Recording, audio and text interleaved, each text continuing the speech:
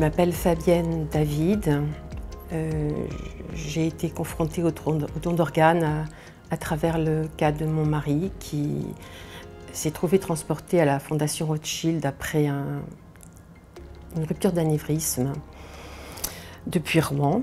Et il a finalement été emporté par une allergie au curare, ce qui est très rare. Donc en 24 heures, tout était terminé. Et la question s'est assez vite posée du don d'organes.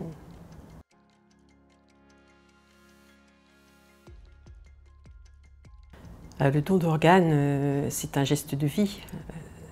C'est une évidence, ça. C'est l'ultime geste qu'on peut faire une fois qu'il n'y a plus rien d'autre à faire pour une personne qu'on aime.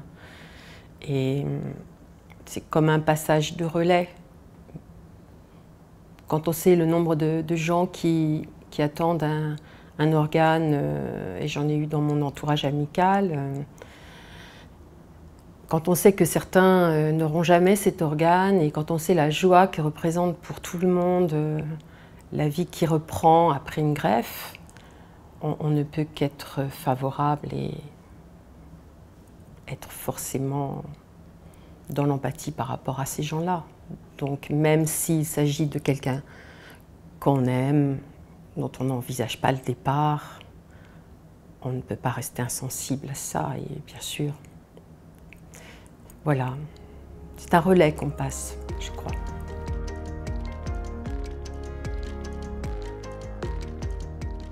Alors, une évidence au moment où j'en parle, au moment où on en parle les uns et les autres, je crois que oui, ça ne veut pas dire que ce soit simple le moment venu, parce que d'abord ça représente une entrée dans le deuil. Hein,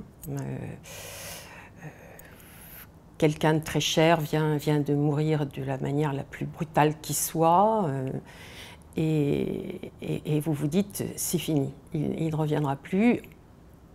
Donc on s'accroche à cette bouée, je dirais. Pour ma part, avec Michel, nous avions parlé de fin de vie, d'euthanasie, mais je ne me souviens pas avoir frontalement abordé le sujet de la greffe, du don d'organes. Mais j'ai pensé à ce qu'il était. C'était d'abord un scientifique, c'était un grand sportif, toujours dans l'action. Et en outre, il n'était pas croyant. Donc il était absolument convaincu de la finitude de l'existence humaine ce jour-là. Et il ne fait pas de doute que s'il avait pu donner son avis, il aurait été favorable au don d'organes. Oui. Donc ça nous a aidés aussi dans ce processus.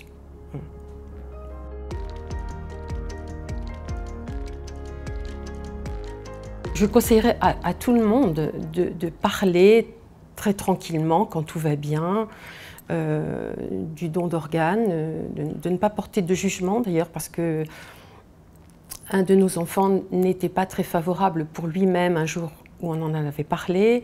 Lorsqu'il s'est agi de son père, il m'a dit que c'était moi qui devais choisir, et ensuite il m'a dit qu'il était content que ça ait été fait puisque c'était mon choix et que ça m'avait fait du bien. Donc en parler, parce que ça lève un doute et ça facilite tout de même l'acceptation. Il faut savoir aussi que dans cette démarche-là, ici en tout cas, nous avons été très bien accompagnés, dans l'empathie, dans le respect.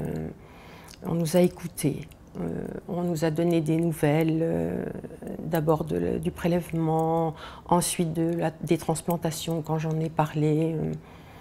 Voilà, il ne faut pas avoir peur de ça.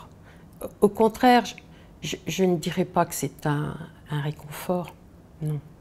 Mais il m'arrive tout de même de penser assez souvent aux receveurs, de me dire que c'est grâce à Michel qu'ils sont en vie, et j'en suis très fière, très heureuse pour lui d'abord.